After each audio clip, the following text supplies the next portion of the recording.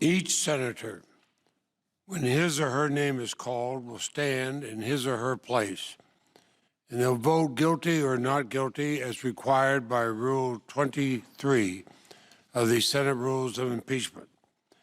Article 1, Section 3, Clause 6 of the Constitution, regarding the vote required for conviction on impeachment, provides that, quote, no person shall be convicted without the concurrence of 2/3 of the members present, close quote. The question is on the article of impeachment. Senators, how say you?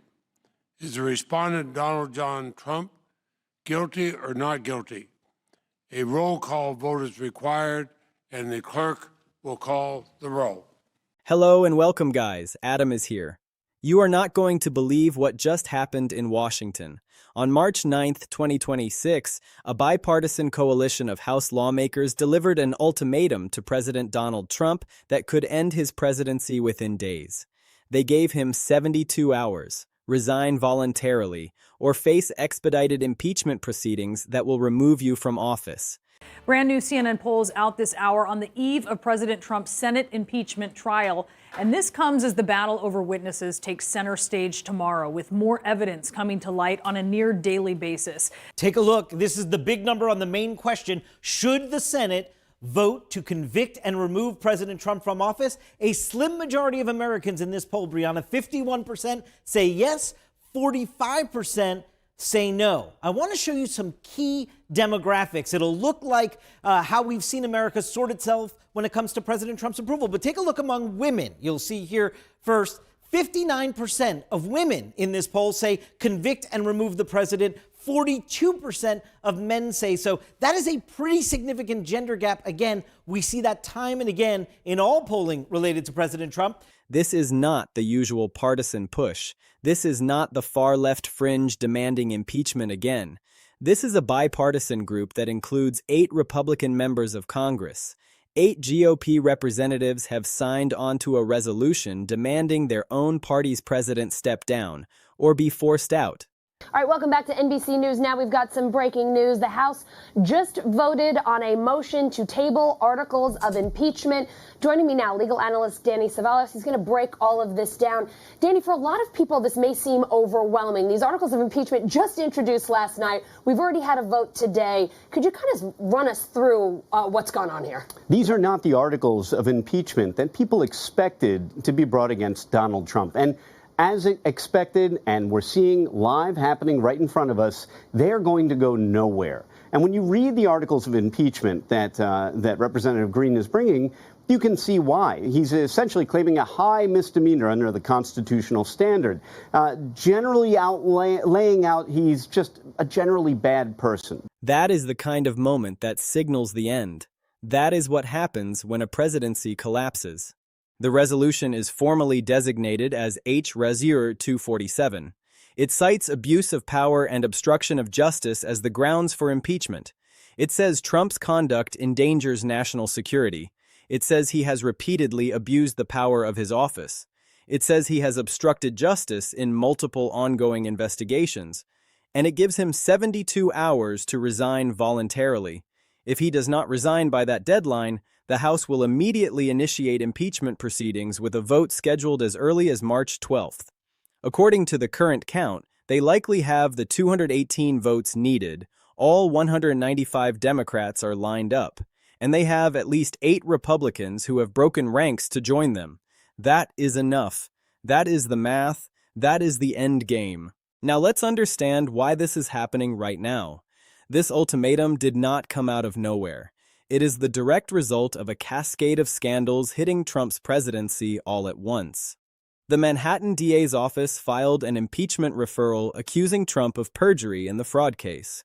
Marjorie Taylor Greene broke ranks and exposed Trump's alleged third-term plans and tariff admissions.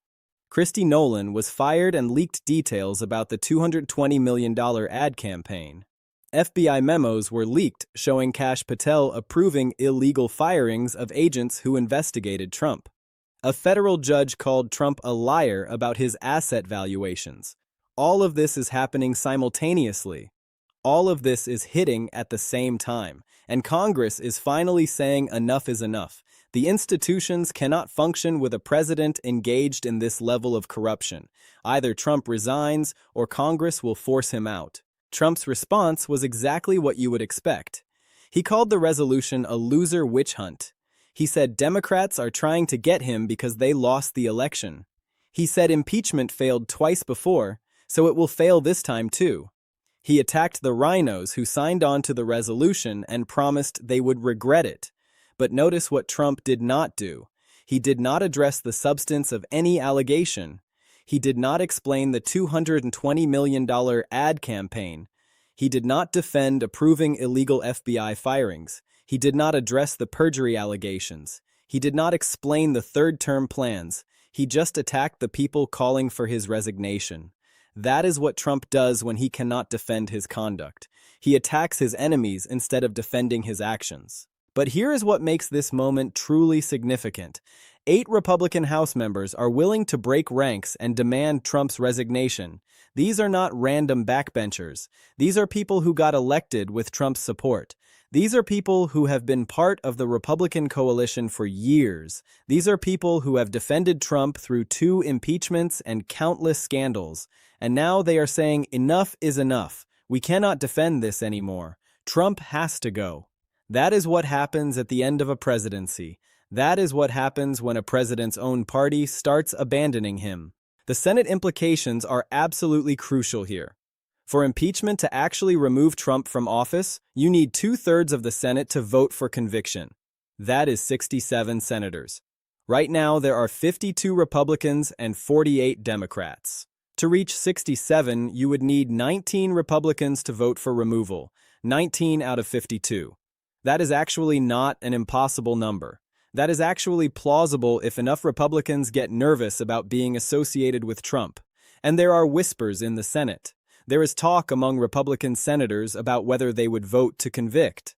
Some are apparently saying they would consider it if the evidence is strong enough.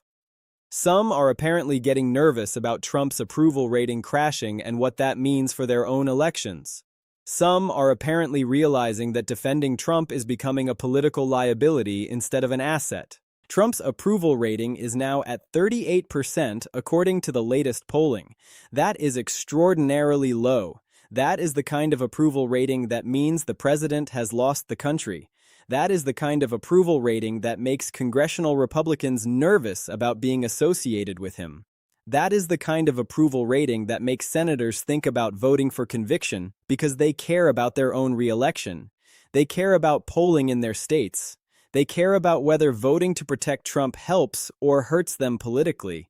And when Trump's approval is at 38%, senators start thinking that maybe voting to convict is actually the smart political move for their own careers. So what we are looking at is a genuine possibility of Trump being impeached and convicted and removed from office.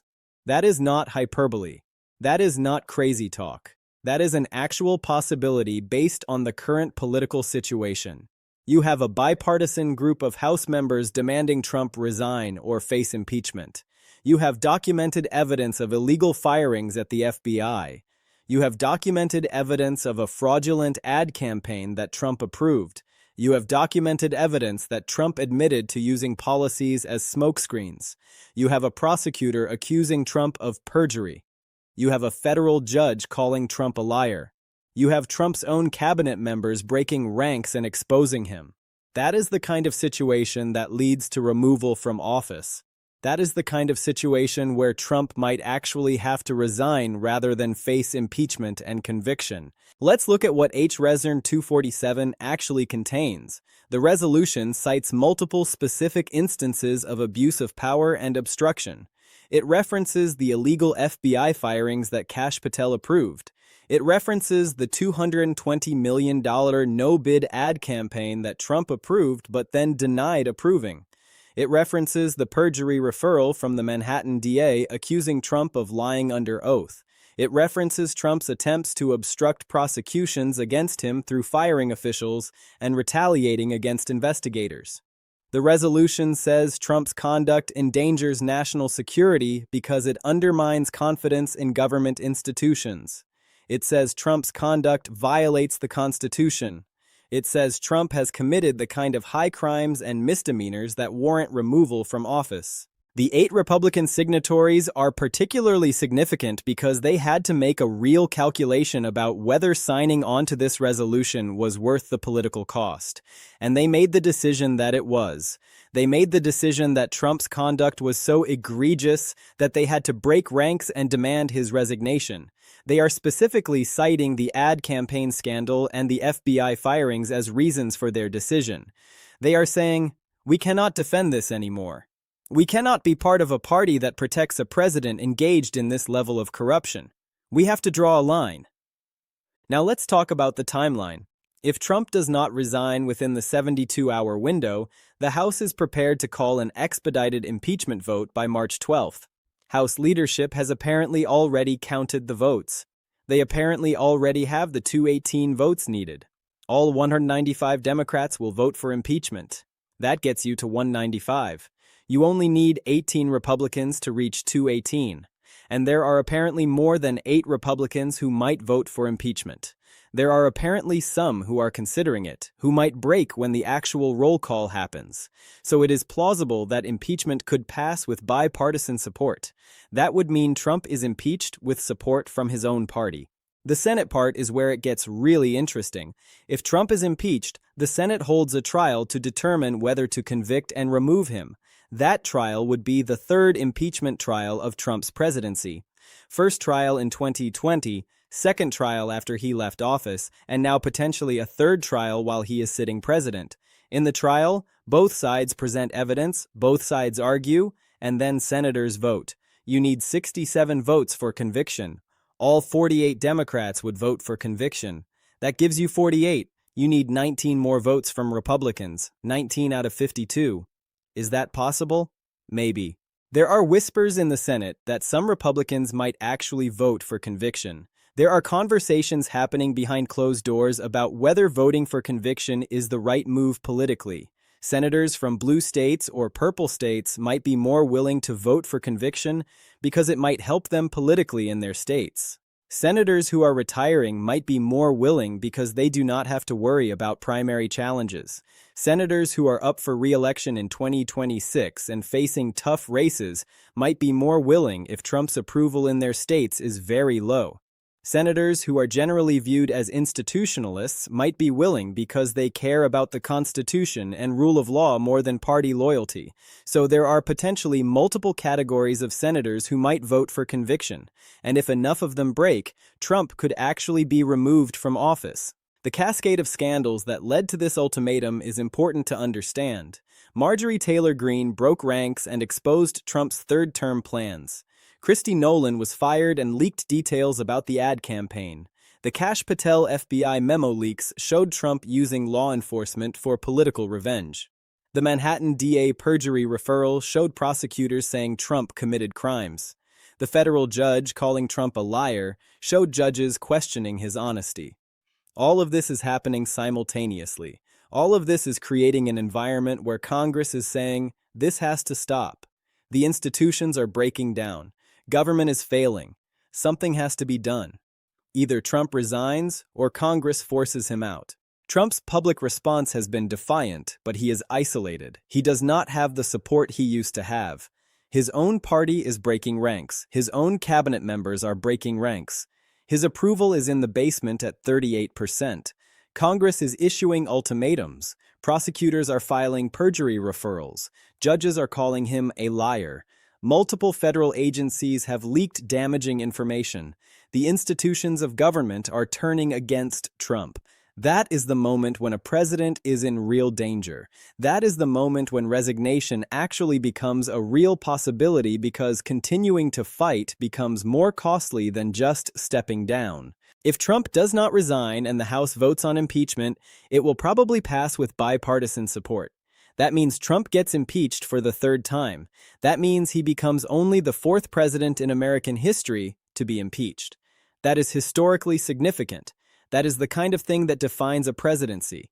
Once impeachment passes, the case goes to the Senate. The Senate holds a trial that will last weeks. Both sides present evidence. Both sides make arguments. and then senators vote. If Trump's approval continues to decline, if more scandals come out, if more cabinet members break ranks, Republican senators are going to get increasingly nervous. They are going to start thinking that maybe voting to convict is actually better for their own political future than voting to acquit. Because if they vote to acquit and Trump continues to be a disaster, voters in their states might punish them. But if they vote to convict, they can say they were part of removing a corrupt president. That might actually help them politically. The House vote is almost certain to happen and almost certain to result in impeachment. The Senate vote is less certain but more plausible than impeachment conviction usually is. Normally, impeachment is purely partisan. Both parties line up and vote for their team. But this impeachment is different. This impeachment is driven by genuine outrage across both parties. This impeachment is driven by actual evidence of illegal conduct. This impeachment is driven by Trump's own cabinet members breaking ranks and exposing him. In that environment, Senate conviction is actually possible. It is not likely, but it is possible. And that possibility is what should make Trump nervous. There are scenarios where Trump might choose resignation over impeachment and conviction. If the evidence of conviction becomes overwhelming, if Republican senators start publicly saying they will vote to convict, if Trump's approval crashes even further, if his legal exposure becomes severe, Trump might decide that resigning is better than being impeached and convicted and removed. Resignation would allow Trump to claim some level of victory. He could say he is stepping down for the good of the country. He could try to maintain dignity, but if he is impeached and convicted, that is permanent. That is a stain on his presidency. That is the ultimate humiliation. If Trump is convicted and removed, he could potentially be barred from ever holding office again. The Constitution allows for that. So removal from office in an impeachment trial could end Trump's political career permanently. That is a massive consequence. That might actually motivate Trump to resign rather than face it, because resignation at least keeps the possibility of a return alive. But conviction and removal closes that door permanently. Whether Trump is removed through impeachment or resigns, the various legal cases against him continue. The Manhattan fraud case continues. The classified documents case continues. Any new cases that prosecutors might bring continue. And once Trump is out of office, his presidential immunity concerns become less relevant. So Trump could potentially face criminal prosecution after leaving office. That is another reason why resignation might actually look attractive to Trump. The international implications are significant too. America's allies and adversaries are all watching what is happening. Allies are probably relieved that there is a possibility of Trump being removed because they are concerned about his foreign policy. Adversaries are probably waiting to see what happens because Trump being removed opens new possibilities for them. The world is watching to see if American democracy can actually function. Can Congress actually hold a president accountable? Can institutions actually work? An impeachment and potential conviction would answer those questions affirmatively. It would show that America has institutions that can check a corrupt president. Right now, the media is focused on the scandals and the illegality of Trump's conduct. The media is focused on his corruption and abuse of power. The media is focused on the fact that Congress is demanding Trump resign or face impeachment. That media narrative is devastating for Trump. That media narrative is shaping public opinion. Public opinion is already declining. Trump's approval is at 38%. That approval is going to decline even further as the media focuses on impeachment. Public opinion is going to turn even more against Trump. And public opinion drives congressional behavior. The more public opinion turns against Trump, the more congressional Republicans are going to feel pressure to distance themselves from him. The more public opinion turns against Trump, the more Senate Republicans are going to consider voting for conviction. If Trump does not resign within the 72-hour window, the House will vote on impeachment around March 12th. Impeachment will almost certainly pass. Then the Senate will hold a trial. The trial will last weeks. Evidence will be presented. Arguments will be made. Votes will be cast. And either Trump will be convicted and removed or acquitted. Based on the current situation, conviction is possible but not certain. Acquittal is more likely than conviction, but removal is not as impossible as it would normally be in an impeachment situation. That is because this impeachment is driven by bipartisan outrage and actual evidence of illegal conduct rather than pure partisanship. If Trump is removed from office through impeachment, it shows that American democracy has institutions that can actually hold a corrupt president accountable. It shows that Congress can act. It shows that the Constitution has checks and balances that work. It shows that no president is above the law. That is incredibly important for the health of American democracy. Because if Congress fails to act when a president is engaged in obvious corruption and abuse of power, then democracy fails. The institutions have to work. Congress has to be willing to hold the president accountable. And right now, Congress is apparently willing to do that. This is the moment when the institutions of American government are actually functioning the way they are supposed to function. Congress is asserting its constitutional power to impeach and remove a president. Prosecutors are pursuing cases based on evidence. Judges are calling out lying and abuse of power. Federal agents are leaking evidence of illegal conduct. Cabinet members are breaking ranks and telling the truth. All of this is what is supposed to happen when a president engages in corruption and abuse of power. The institutions are working. Congress is acting. The courts are acting. Law enforcement is acting. And the combination of all these forces is creating genuine pressure on Trump. Real pressure. The kind of pressure that actually threatens his presidency. This is what accountability looks like. This is what the rule of law looks like. This is what the Constitution's checks and balances are supposed to accomplish, and it is actually happening.